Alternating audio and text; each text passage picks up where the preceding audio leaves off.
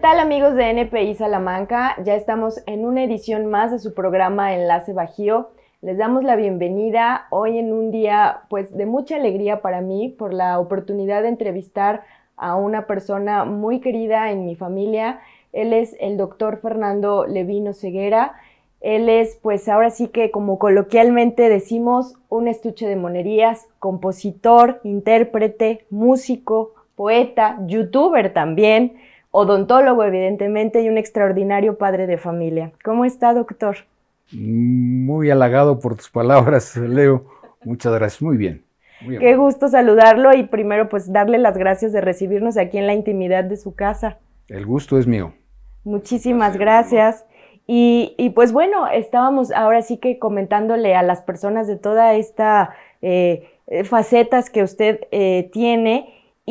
Bueno, dentro de estas dos facetas suyas tenemos principalmente ubicadas, bueno, la parte de la odontología, como todos lo conocemos en cuestión de cirujano maxilofacial, y también existe la parte de la esencia artística, que se le reconoce como promotor cultural aquí en Salamanca. ¿Cuál surge primero y cómo es que combina estas facetas en su vida? Bien, la cuestión de artista simplemente es una afición al arte. Tuve la oportunidad en los tiempos de secundaria preparatoria, estudié un poco de solfeo, un poco de piano, instrumentos de cuerda, y me gustó mucho. Y logré aprender un poco de piano, un poco de guitarra, un poco de mandolina, de acordeón, de todas las oportunidades que di sin ser profesional de los instrumentos. Sin embargo, los aprendí a tocar. La cuestión de la odontología, bueno, pues es la profesión que yo ejerzo desde hace 46, 7 años ya. 47 años, estudió en la Universidad de San Nicolás, En la Universidad Michoacán de Hidalgo, exactamente. originario de Michoacán, Originario de Morelia, Michoacán. salmantino por adopción. Salmantino en proporción mucho más que moreliano ya. ¿Qué lo trajo para acá, doctor? Pues son historias de esas curiosas que pasan en la vida. Yo acababa de llegar de los Estados Unidos y estaba pensando dónde poner el consultorio, si en Morelia, si en México. Y mi hermano Edmundo era ingeniero petrolero en aquel entonces, trabajando aquí. Me dice, aquí en Salamanca es un ambiente muy agradable, provinciano, que te gusta a ti mucho esto, y vente para acá, pues aquí te conecto yo con las personas, las familias de Salamanca, y te va a ir bien, te va a gustar, yo te conozco, así me dice mi hermano. Y entonces le dije yo, réntame un local, sin conocer Salamanca. Entonces al mes me dice, ya está rentado el primer mes, así es que, bueno, pues me vine. Y bueno, como todo principio es difícil empezar a... Pero pronto encaminé yo, conocí grandes personas, grandes amigos, muchas familias como la tuya desde hace tantos años, que me enriquecieron a mí y me conectaron a través del tiempo. Después di clases, primero con las madrecitas del José Ortiz de Domínguez, allí di clases de física, química, biología, luego en una escuela federal clases de inglés. Bueno, es la forma de conectarme con Salamanca y de recibir tanto de Salamanca a través de tantos años. Así es. Y en esta etapa, bueno, nos gustaría que nos contara a las personas que nos están acompañando en el programa, y en especial yo siempre me dirijo a los jóvenes. ¿Cómo fue en ese momento la etapa para usted de emprendimiento como profesional? Llegar a una ciudad donde nadie lo conoce, me imagino que el riesgo pues es muy grande, ¿no? Y también la incertidumbre de saber a dónde voy y qué voy. ¿Cómo fue este proceso? Bueno, todo inicio es difícil, hay que meter un poquito más de energía y tener un poco de visión del campo que va a trabajar uno. Pero la constancia tiene sus resultados en un porcentaje muy alto.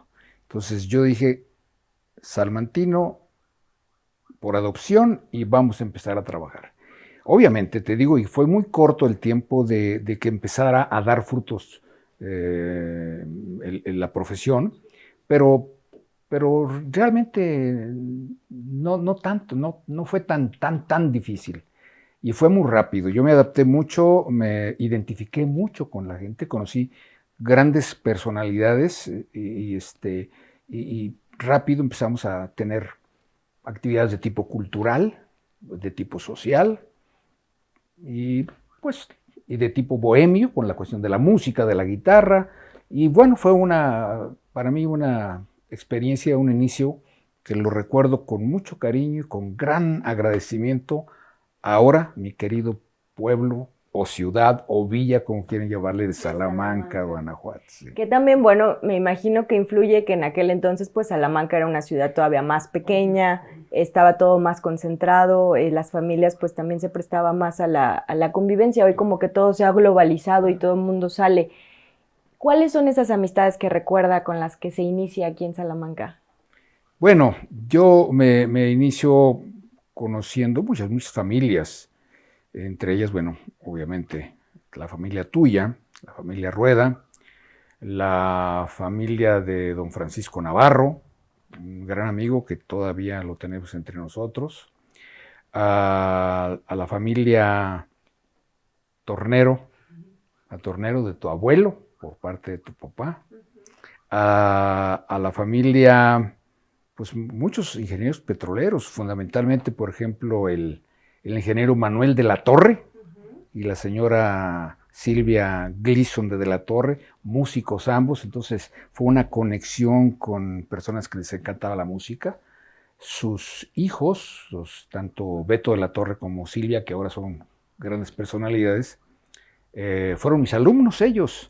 Entonces, y la amistad sigue hasta ahora, es un privilegio el tener amigos como Manuel de la Torre. La familia Milantoni, petrolera también, muchísima. La familia de Ortiz, el ingeniero Jerónimo Ortiz, padre e hijo.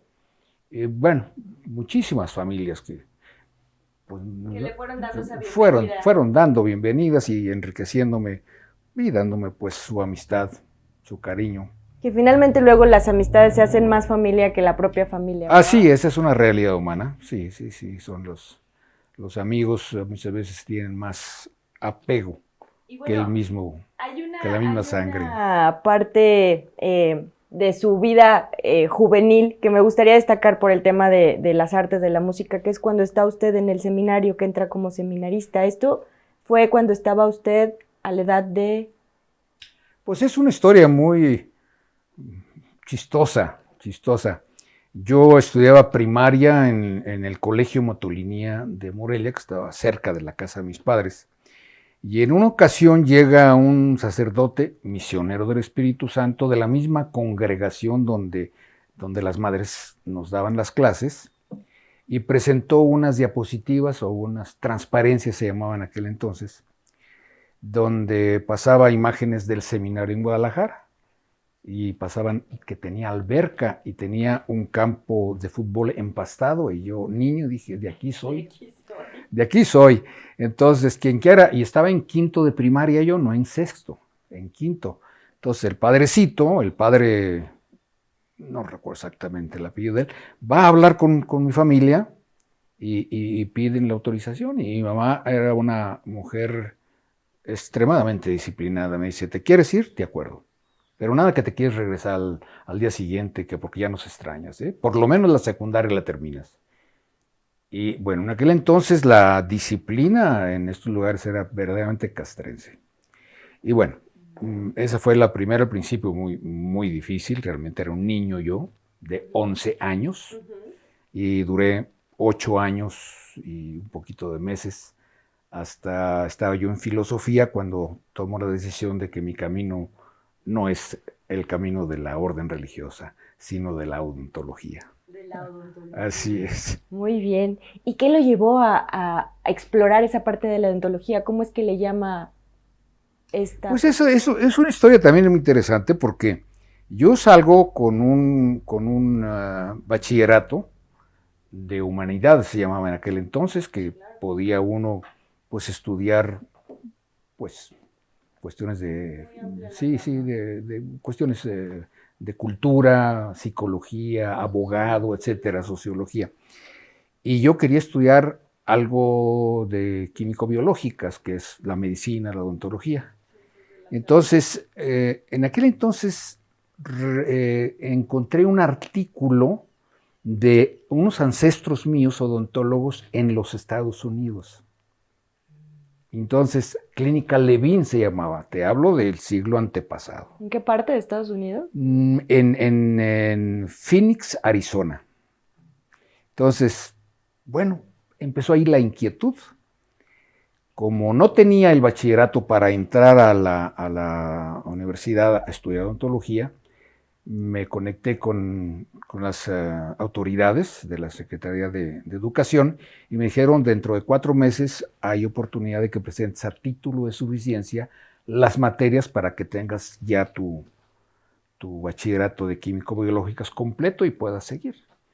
Y el director de la facultad de Morelia me dice, puedes estudiar aquí como oyente. Si logras entrar, qué bueno. Y si no, pues ya aquí te vas a estudiar otra cosa. Entonces sí, pasé todos los exámenes en México, pasé los papeles a Morelia y me regularicé en el segundo semestre, ya normal, con mi bachillerato normal, hasta terminar mis 5 años de odontología y 1 año de servicio social. Pues ahora sí que una vida de mucha disciplina y de mucha cultura que se ve ahora sí que en toda su expresión de su vida. Aquí en su casa, en sus hijos, en su esposa, realmente es un ambiente que lo rodea. Y en esta parte, como bien dicen, las artes pues es parte de la cultura. ¿Qué lugar ocupan las artes en la cultura familiar de Fernando Levin? Bueno, yo creo que es la expresión más bella que podemos, en cualquier expresión artística, podemos hacer los seres humanos. Es uno de los alicientes bellos que puede tener el ser humano para compensar los momentos difíciles. Es la forma de aterrizar a realidades sublimes. Es una cosa hermosísima. Cualquier manifestación artística, puede ser lo que hace mi esposa, que es una excelente ceramista, puede ser la música, puede ser la poesía. Ya conocimos a nuestro queridísimo amigo don Jesús, con una exquisitez extraordinaria en sus expresiones eminentemente modernas como joven. Y yo creo que el arte es uno de los regalos que tenemos como seres humanos para compensar los momentos un poco difíciles que se tienen. Prueba de ello es la anécdota que tenemos del canal de YouTube, porque ahí tenemos esta faceta también del doctor como youtuber, innovando en un momento difícil para todos, que fue la pandemia. Y en este proyecto, bueno, familiar, al final de cuentas, porque participa toda su familia, ¿cómo es que se les ocurre? Bueno, a principios del año pasado, antepasado, cuando empieza toda la problemática del virus, decido prácticamente cerrar mi consultorio. Iba muy poco, 1 hora, o sea, a ver personas que estaban en tratamientos, pero prácticamente estaba aquí. Entonces, para evitar los malos pensamientos, empecé a recordar un poco el piano, la guitarra, las canciones, lo que hacía yo cuando tenía más tiempo. Y retomo entonces una vez Fernando, mi hijo, y su mamá, Lulú, empiezan a pensar en grabar esto para subirlo a la televisión. Y le digo, bueno, sí, pues ya me dejé guiar y a tocar un poquito el piano y un poco la guitarra y hacer el ridículo con algunas canciones. Modestamente. Y se empezaron a subir esto a los canales estos cibernéticos que soy bastante ignorante de eso yo.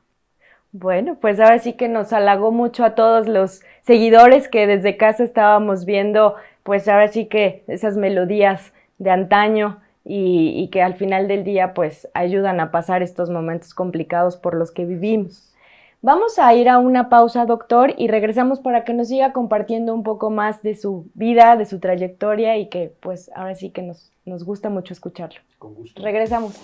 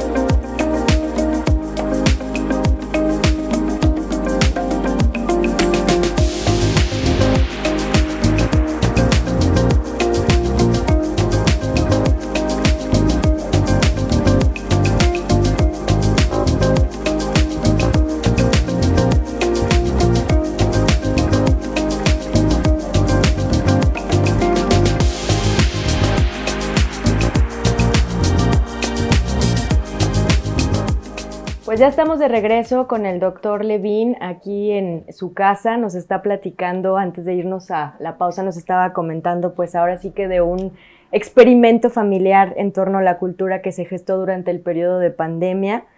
Y bueno, dentro de estas facetas también tenemos una faceta más espiritual suya, que es su participación en el tema de la masonería. Esta experiencia, ¿qué ha significado para Fernando Levin ser masón? Bueno, como todo hay una historia interesante en relación con esta institución que un gran sector de la sociedad desconoce y se ha venido haciendo una gran cantidad de mitos en relación con ella, que es lo normal que pasa cuando no se conoce. La masonería, cuando yo aquí a Salamanca, atendiendo a pacientes que eran masones, me invitan, y le dije, pues yo no puedo ir a un lugar que no conozco, cuál es su función, cuál es su mística, cuáles sus principios, sus fines. Y empecé a leer un poquito y se me hizo verdaderamente interesante, 2, 3 libros antes de iniciarme y empezar a conocer lo que es la masonería filosófica, que le llaman en un principio especulativa, pero de hecho es filosófica, desde el primer grado al tercero, y luego viene fundamentalmente la filosofía del grado 3 hasta el grado 33. Y así me inicié en estos muchos años. Ahorita estoy, no se llama retirado, se llama en sueños, que significa que soy un miembro libre de la orden masónica por tantos años que yo estudié y yo practiqué y me comuniqué con esta institución eminentemente cultural y filosófica e histórica. Que hoy en día, ha continuado de alguna forma con la participación dando conferencias sobre este tema. Es cierto. He dado algunas charlas en relación directa o indirecta de la masonería, hablando de personajes históricos que pertenecieron a la institución masónica, o hablar de la historia de la masonería, cómo se forma la historia, porque es muy interesante saber cuál es la razón de ese nacimiento y de esa deformación de tipo político, social, de intereses o como quiera llamarle gente, que se ha deformado la realidad de la mística, de la filosofía interna que tiene la masonería. La masonería es una cosa, es más, podemos hablar de muchísimos personajes que han hecho un gran bien a la humanidad que fueron masones. ¿Y cuál sería la filosofía de vida de un masón? En el sentido estricto, bueno, entendemos que hay mucho manejo de esta logia en la parte política, en la parte social. También hay una parte espiritual, porque al final es buscar como la esencia para el bienestar, ¿no? Entonces, ¿cuál es la filosofía de vida de un masón? Bien, es una pregunta muy importante y muy interesante. La masonería tiene premisas eminentemente humanas, con plataformas de una amplísima libertad y con una tendencia a enriquecerse desde el punto de vista cultural, espiritual, para dar un servicio a la humanidad. La mística de la masonería es servir.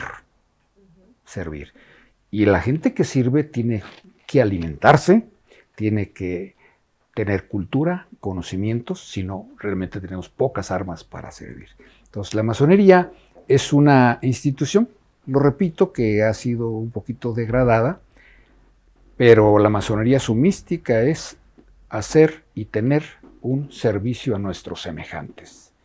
Obviamente existe toda una filosofía muy importante, a tal grado que yo tuve una experiencia pues interesante para mí cuando estuve en Roma. Estaba yo en el castillo de Miguel Ángel, o Michelangelo en aquel entonces, cerca del río Tíber, y conociendo ahí veo logia masónica de San Ignacio, dentro de un lugar eminentemente religioso. Entonces se me hizo interesante. Me puse a estudiar, a investigar. Efectivamente, había un sector. Hubo papas, Sí, sí, sector de las autoridades o de los sacerdotes o cardenales o yo no sé qué jerarquía tendrían, que hacían masonería. Entonces se me hizo muy interesante, muy abierto y además, qué bueno. Y hoy en día, en la sociedad actual, ¿qué papel jugaría la masonería, por ejemplo, entre los jóvenes? ¿Sería atractivo traerlos? ¿O son temas? No, no, no, no, no, no, sería extraordinario, extraordinario. La masonería, hay muchos ritos, muchos ritos. Existen tres ritos fundamentales en el ambiente de América y Europa, que es el rito yorquino, que es el original, que nace en la ciudad de York, Inglaterra, y se viene a América también, y nace el rito de York en los Estados Unidos, que fue ideológicamente la causante, esa ideología, de la independencia de las 13 colonias británicas. Y de una forma indirecta la independencia de la Nueva España. Y de una forma indirecta la independencia de todos los países de Sudamérica, de todos los países del norte de África y de toda Europa. Fundamentalmente es una ideología masónica en relación con la libertad. Entonces, ¿por qué no decirlo esto? Yo no digo que no haya errores, obviamente el ser humano estamos lleno de errores, pero todas estas independencias de los países que brincaron de esa esclavitud tanto física como mental, a una libertad, a un principio con muchos errores, pero a fin de cuentas libres. Y eso es eminentemente masónico. La palabra masón significa constructor o albañil. Entonces, construyen para servir. Esa es una mística muy bella. Y como bien dice, quien no nace para servir, no sirve para no vivir. sirve para vivir, eso es un principio real. Realmente. Y en este contexto, que al final del día volvemos a la parte inicial, la cultura, la educación, no hay educación sin cultura ni cultura sin educación. ¿Cómo percibe nuestra sociedad hoy en día y qué áreas de oportunidad encuentra en Salamanca que no hemos sabido aprovechar? Bueno, yo creo que siempre existen oportunidades. Estamos viviendo la sociedad humana en términos generales momentos o etapas muy subgéneris, muy difíciles, que ya conocemos todos, de toda índole, que yo la puedo comparar con lo que pasó por allá en el siglo XIV-XV, cuando empieza en el Renacimiento toda esa explosión. Bueno, ahora estamos en esta gran revolución cibernética de la hipercomunicación que tenemos con los lados positivos y los lados un poquito difíciles. ¿Por qué razón? Porque siempre los medios son utilizados en ocasiones para fines no muy positivos para el ser humano. Es una gran oportunidad para mí, esta época extraordinaria, la oportunidad de que los jóvenes se preparen. No es tan difícil como hace algunas décadas el poder acercarse a un libro, el aprender a leer. Recuerden que en el tiempo de Lázaro Cárdenas, no sé qué porcentaje tan grande de la sociedad no sabía ni leer ni escribir. Entonces, ahora hay una potencialidad del hecho que sepan leer la gran mayoría de los mexicanos y que tengamos acceso pues, a la televisión, que es un área muy importante, a la computación, a los libros, a los centros educativos, a los institutos educativos, que deben los jóvenes de buscarlos, y los adultos debemos de incentivar a los jóvenes a que caminen por el área del conocimiento, de la cultura, en todos los campos. Y en este sentido estricto, ¿quién está fallando hoy en día para que los jóvenes estén cada vez más alejados del tema cultural y más cercano a temas pues que al final del día afectan su vida, como son vicios? Cuando aquí en Salamanca tenemos pues ahora sí que infinidad de oferta en tema cultural. Pues es una pregunta pues, complicada. Pienso que en todos los campos podemos tener tropiezos, podemos tener fallas. La característica de esta época, creo, no soy psicólogo ni sociólogo, pero es la mercadotecnia. Todo puede ser en un determinado momento vendible, comprable. Si no tiene un servicio objetivamente que te pueda retribuir algo, es difícil aceptarlo. Tomar un libro y leerlo nada más por aprender, conocer el pensamiento que tuvieron los enciclopedistas, por ejemplo, o los grandes filósofos de Francia, de Italia, o los artistas de España o de México, o conocer todo este fenómeno de la liberación que existe, el feminismo, que es un tema verdaderamente interesante. Todo esto, si no retribuye, ordinariamente el joven no lo toma, casi no lo toma. Yo creo que sí hay gente, salvo... Sí, no podemos generalizar, claro. No se puede generalizar nunca. Pero la invitación que hace lo que estás haciendo tú, los jóvenes, que estar difundiendo cultura, conocimientos en el área que sea, es importante, y ya con que una persona que vea y se anime a leer un libro o a iniciar un libro, ya eso es satisfactorio, es muy satisfactorio, sí. Y bueno, en este sentido, si en sus manos estuviera las riendas del municipio, ¿qué estrategias implementaría para promover la cultura y nuestra identidad en Salamanca? ¿Le parece si la respuesta me la responde regresando de la pausa? Con gusto, Leo, claro que sí. No tardamos, estamos de vuelta, gracias.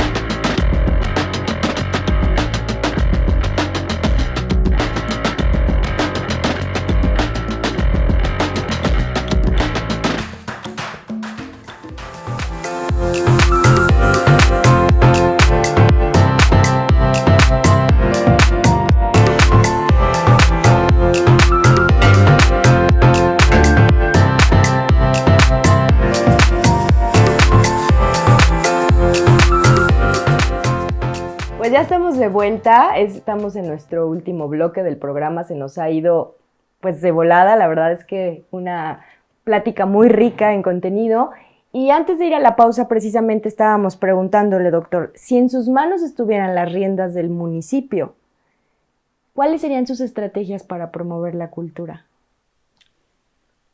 Bueno, en el área de la cultura, pues hay que tener centros culturales donde esparcir, donde derramar, donde ofrecer todas las áreas de la cultura, del arte, del conocimiento.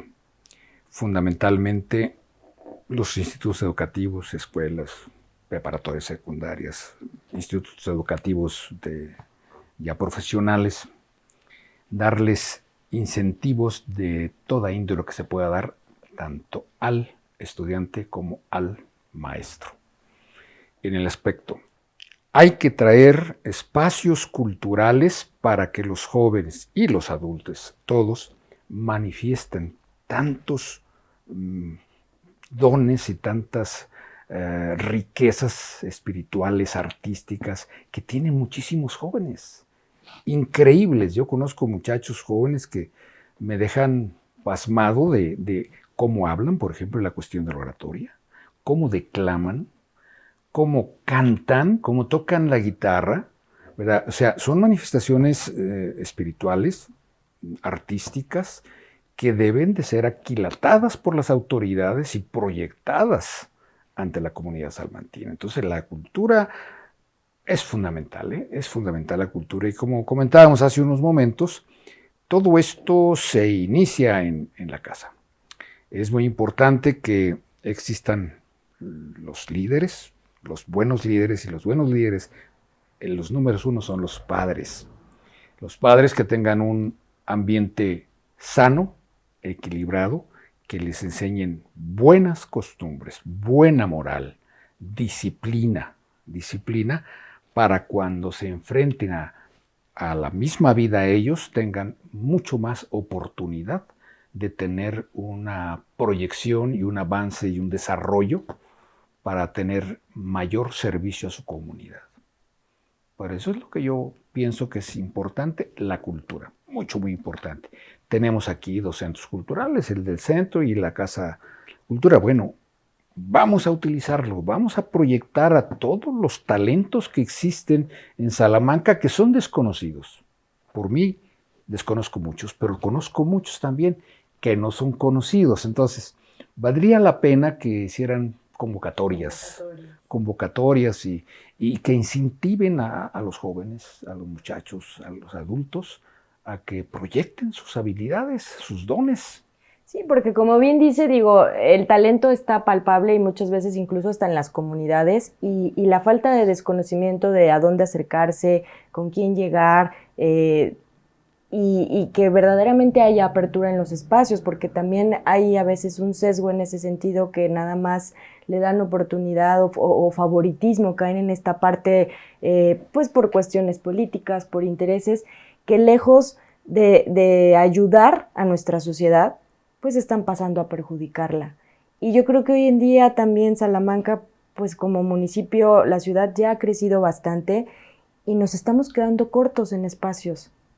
Creo que hace falta mucho esta parte, como bien dice, donde se puedan llevar a cabo estas convocatorias y se pueda hacer la manifestación de toda la diversidad de expresión artística que podemos llegar a tener. Así es. Sí, cuando se habla de política, el término, la palabra política generalmente se ha utilizado de una forma incorrecta. La política es lo que nos atañe a todos, la polis somos todos. Cuando se habla de política se habla de intereses, no es el, debemos hablar de política en el buen sentido, o sea, hay que usar la cultura para la polis, para el pueblo, para todas las gentes. Es muy importante hacer estrategias desde el punto de vista sociológico para que beneficien y den oportunidad de canalizar tantísimos dones que tiene nuestra raza, nuestro pueblo, las comunidades alrededor de Salamanca, y que las promuevan, que hagan convocatorias y que pongan un poquitito de posibilidades para que crezcan en esa área que tienen ese talento tantos jóvenes. Y esos yo creo que sí lo hacen en términos generales las personas que están dentro de las autoridades del municipio, pero que lo promuevan más, Sí, que lo promuevan más, que ayuden. Tenemos amigos que están trabajando eso, y pues que haya presupuesto. Ahora se habla por todo, que haya un presupuesto grande para estos jóvenes que son tesoros escondidos. Claro, y que todos esos tesoros escondidos también se animen a levantar la mano, ¿no? Que sí. Muchas veces uno mismo se limita y por miedo a que me rechacen o algo. Allí viene el líder que debe de liberarlos a los jóvenes para que manifiesten realmente su gran sensibilidad en cualquier área, Ay, doctor, pues realmente es una experiencia pues muy satisfactoria el haberle podido hacer esta entrevista. Definitivamente el tiempo es corto para todo lo que podríamos compartir a las personas que nos están viendo. Y dentro de toda esta experiencia que usted ha tenido en su vida, en su trayectoria profesional, en la parte cultural, ¿qué le estaría faltando al doctor Fernando Levin hacer para sentirse plenamente satisfecho? ¿Tenemos por ahí un libro pendiente? Bueno, hay muchísimas cosas que hacemos los seres humanos que nos producen satisfacción, pero la satisfacción total, esa nunca existe. Siempre hay que estar motivándose, motivando y haciendo algo, mientras que la vida te permite todavía caminar en estos lares. ¿Qué me falta por hacer? Te comentaba hace algún ratito que hace prácticamente 3 años terminé de escribir un libro fundamentalmente de investigación, cuyo título en aquel entonces le puse La verdad y la mentira. Fue un trabajo de prácticamente años y llegó un momento de concluirlo. Me puse a investigar desde tiempos atrás todas las manifestaciones de los grandes pensadores en relación con este tema de la verdad y la mentira en todos los campos. En todos los campos, no más en el religioso o en el político o en el científico. No. En todos los campos que podía, yo investigaba. Bueno, todo esto se dijo en el año 1600. ¿Qué cantidad de mentiras? Muchas veces simplemente porque la ciencia no estaba tan avanzada, no era por hacer daño simplemente, pero eran mentiras.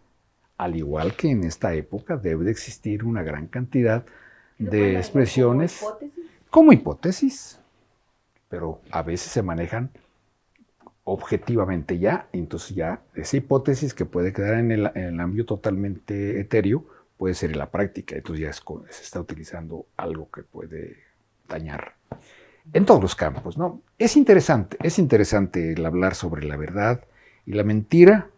Dicen, no existe ni la verdad ni la mentira, sino el cristal con que se mira, algo así es un dicho popular. No, hay que buscar la verdad siempre. La verdad hay que buscarla. ¿Cuál sería el legado que le gustaría dejar a su familia? El legado ese es muy amplio, pero que aprendan a ser felices. Que aprendan a ser felices en una época tan problemática que se vive en la actualidad. Que aprendan a manejar toda esa cantidad de fuerzas que tenemos ahora, de ideológicas, religiosas, de grandes cambios en todos los pensamientos, todas las filosofías. Hay unos grandes cambios que a veces son expuestos de una forma muy amplia y hay veces que son velados con intereses. Entonces, que se preparen mucho y que pese a la problemática normal que siempre la había tenido, que aprendan a sonreír, que aprendan a ver una bella sonrisa en una dama, una hermosa canción en una guitarra o en un poema. Y que sean personas de servicio, de trabajo, que no hay gran satisfacción más grande que el poder servir al semejante en todos los campos. Y vaya que tienen un gran ejemplo en quien basarse. Gracias, Leo. Doctor, pues nos gustaría para concluir el programa, ahorita que estamos hablando de la música y de la poesía, si nos pudiera interpretar alguna pieza tocada en el piano para que las personas que nos están viendo puedan pues conocer ese gran talento que tiene usted. Con mucho gusto, claro. Nos acompañan, vamos para la sala al piano con el doctor Fernando Levin. Bien, voy a tener el honor de tocar, de interpretar una pieza que tiene un singular interés en mi vida y una especial cariño porque la compuse cuando nace mi hija Larisa, después de 7 años, 8 años, 9 años de estar esperándola. Y fue una gran alegría para la familia que vino a completar la alegría total de esta familia, el nacimiento de Larisa. Y compuse de una forma muy sencilla esta canción que se llama Para Larisa. Con gusto para ustedes.